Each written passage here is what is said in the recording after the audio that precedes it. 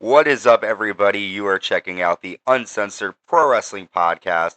I'm your host, the Hot Commodity Ant C, joined by my own personal, sexy Hot Commodity. That's me. And you can join us as we jump into our time machine covering the Attitude Years Season 3. We've covered Season 1, which was December 1997 to December 98 of WWE. Season 2 covers all of 1999, and we are covering 2000 in Season 3. And we've made it to September. How do you feel? Um, I feel good. Only 4 more months of this year. Yeah. We survived Y2K. And we're gonna have to readjust the time machine to a different year. Yeah, hubba bubba. So when I record these, I start to look to see if anything happened on the day of the airing of this episode. So we're covering SmackDown, WWF SmackDown, On our new laptop. on our new laptop from September 7th, 2000 in Louisville, Kentucky. And the one thing that happened on this day was that the 2000 MTV VMAs took place. Yay, was that loud? Respect. Can you hear it? No, but I'm just assuming. Eminem won big. He performed as well. What'd you think? Oh, Britney Spears did the whole "Oops, I Did It Again" with the they at the time said revealing outfit, but it was just like a friggin' cat suit, really. Yeah. Did you watch the VMAs that year? 99? 2000. Yeah. So you were watching that instead of this, instead of SmackDown. Why was it on the same night? Yeah, that's why I'm mentioning it. It happened on the same Then night I probably didn't watch it then, but I'm sure I feel like I did because I've seen so much stuff from it. from the VMAs. Yeah. And they would replay it the next month. It would be on like every single day on MTV. Got it. Well, let's cover SmackDown. Tazz comes out on commentary because after Tazz attacked Jerry King Lawler with a leather strap, the King is not around tonight to do commentary, so we're dealt with Tazz. What do you think of Tazz on commentary? Because eventually he ends up becoming a full-time commentator, but what did you think of his first night? I wasn't very impressed, to be honest, with his first night. I mean, I know how he is now in like AEW and everything, and he's good, but I wasn't impressed the first night. Yeah, he kept screaming and like shouting. He was kind of like going into business for himself. It was interesting. Yeah. Our first matchup of the night, Y2J Chris Jericho taking on X-Pac. During the match, X-Pac lands a spinning heel kick to Chris Jericho on the floor. X-Pac lands a low blow. Jericho attempts a backslide, but X-Pac is able to reverse it and hang on to the ropes, and X-Pac defeats Chris Jericho by cheating. What do you think of this match? Typical X-Pac. I mean, he doesn't win very often without cheating, so Bastard fucking cheats. he's a heel. Shame on him. We see Kurt Angle backstage with Commissioner Foley, and he wants a match tonight, and Commissioner Foley books him against The Undertaker. We then have WWF Tag Team Champions Edge and Christian coming out to the ring, and Edge says, we can brag about our win against Rock Taker on Raw, or the Rocker Taker is what he calls them. They show footage of, they talk about how they nailed The Rock with the concerto and defeated The Rock and Undertaker on Raw. They mock Louisville, Kentucky, and that's when WWF Champion The Rock comes out. Rock says, you two jabronis, run your mouth. I want you both tonight. Christian says, you still may be woozy from the concerto, but that ain't going to happen. Edge says, Rock, can you smell it? We reek of total awesomeness. Rock says, you so totally reek of Kentucky Derby horse shit. And then Edge and... Horse piss. Oh, I thought you said horse shit. Oh, horse piss. Even better. Edge and Christian then challenge The Rock to a handicap match with the WWF Championship being on the line. The Rock quickly accepts. What do you think? Smart of The Rock to do? Well, I think The Rock was pretty confident, and clearly he had a plan, so we got to see what it was. And Edge, if you like paid attention to it, he dyed his beard purple to match his glasses. It was weird. Really? Yeah, his beard was purple. Yeah, well, Was if it you're listening, bright purple? it was like a darker purple, like not super dark purple, but it wasn't like bright. Um, But yeah, so The Rock will defend the title later on. We see the Acolytes are at the Have a Nice Day Cafe, which is interesting. It looks like a bar that they just put up those logos on to represent WWE. And in the bar, the APA are drinking beers, and we see a young Randy Orton there, and I wasn't expecting to see him. Yeah, it was pretty cool, and it's not really anywhere near the time he starts either. I'm gonna Google if Have a Nice Day. Look, Kentucky, Louisville, Kentucky. Next, we have the Rikishi taking on Chris Benoit. Benoit tosses Rikishi into the ring steps and lands a flying headbutt for a 2 count. Rikishi lands a Samoan drop for a 2, and that's when the right to censor Bull Buchanan, the Good Father, come out, and Bull Buchanan distracts the referee while the Good Father goes to attack Rikishi. Benoit lands a German suplex, and Chris Benoit gets the win with some help of the right to censor. After Too Cool attack the right to censor, but Chris Benoit helps the right to censor. Oh, that's cool. Awesome. So, what do you think about Chris Benoit helping right to censor here? Their business hours are 9 to 3, by the way. Oh, great. Chris Benoit helping right to censor. I think he was just doing it because they have a common enemy. I don't think he is, about to join right to censor. Yeah, well, I hope not, because he doesn't. Maybe things would have been better in his life if he did. We see this is a very interesting segment. The ninth wonder of the world, Chyna, and her Latino Heat, the Intercontinental Champion Eddie Guerrero, are backstage, and she's upset. She's crying. She wants an explanation for why, after Eddie hugged her, she was smiling. And she tells him that he broke her heart, and Eddie snaps. And he's like, I gave up everything for you. You get, appearances in all these talk shows. You get to be on Third Rock from the Sun. And where am I? He screams, gets in her face. He's like, what day? He's like, when am I mentioned at all? What day are you going to stand behind me?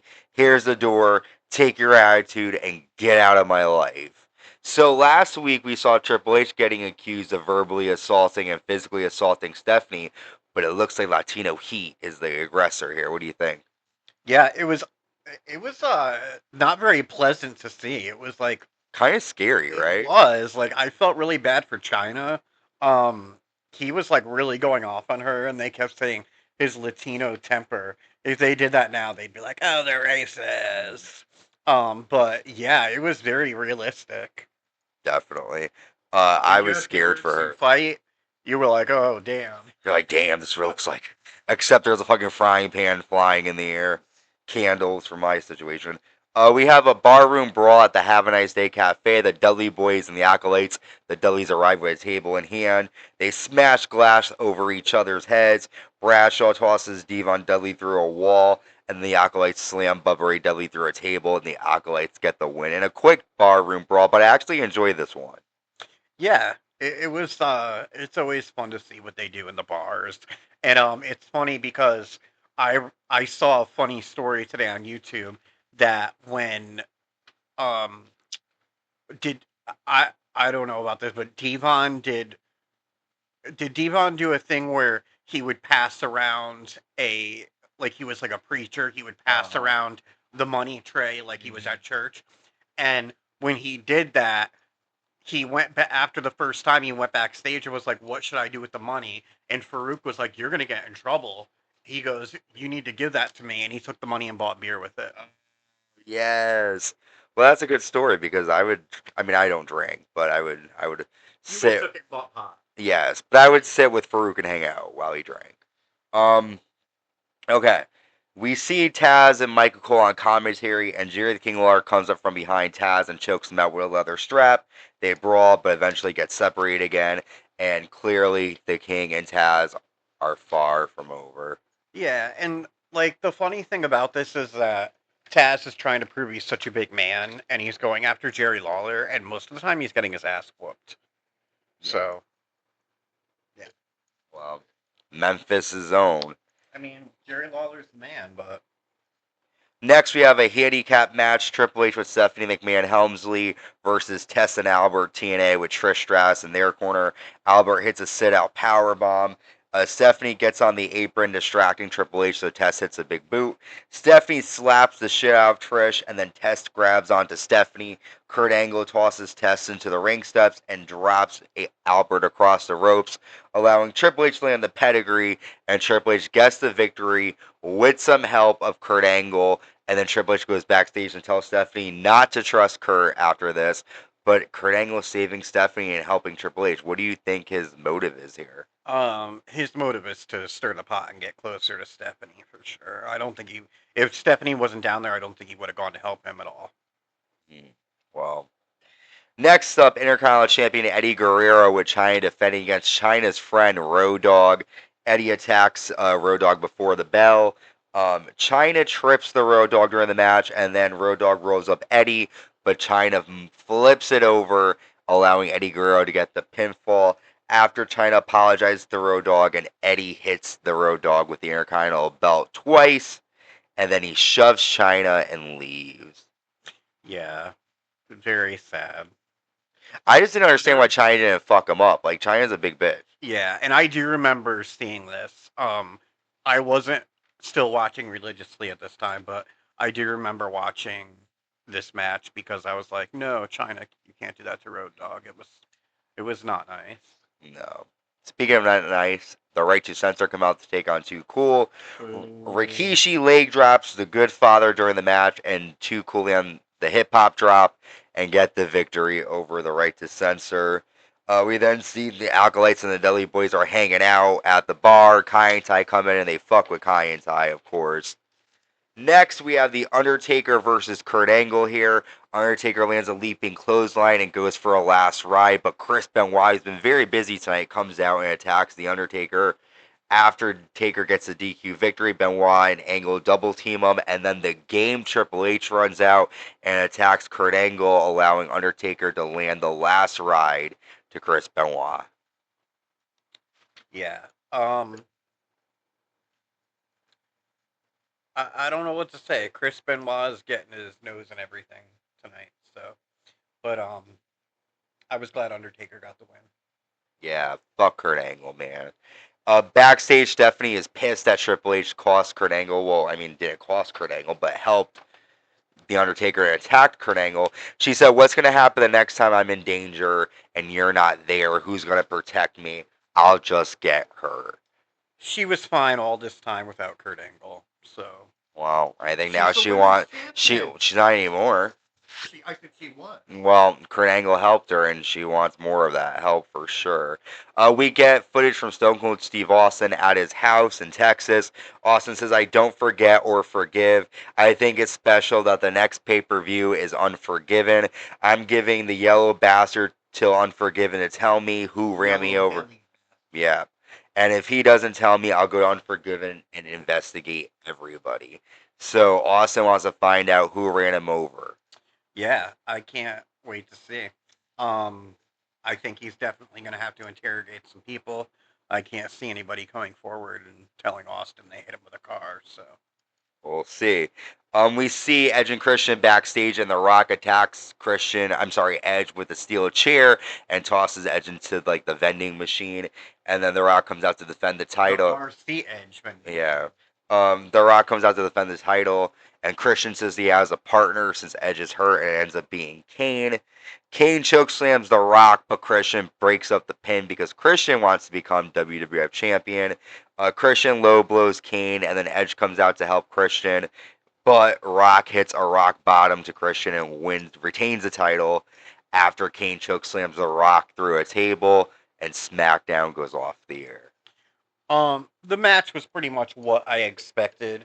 Obviously, I knew Rock wasn't going to lose, but I thought the more interesting thing is that they said Commissioner Foley made that. So that I want to see, is The Rock going to be pissed that he let Kane go after him, and why would Foley do that? He's like totally face right now. So we'll see. We still know who the number one contender is for the title. But Unforgiven is a couple weeks away. I think it's like on the 20-something. But with that, we've covered all this episode of SmackDown. I think for me, the best moment was seeing Austin because it got me excited to see what's going to happen. Yeah. But for you listening, make sure you subscribe, like, and hit the notification bell on YouTube to stay notified when new content is created. Leave a comment. Did you see the SmackDown Live in 2000 when it came out? Who do you think ran over Austin? And who do you think is going to be the number one contender? Let me know in the comments there. Also, if you want to listen to us, you can check us out on Spotify, Apple Podcasts, Amazon Music, and wherever you get your podcasts. Subscribe and also give us a 5-star rating. It's simple and easy. And until next time, stay safe and stay uncensored.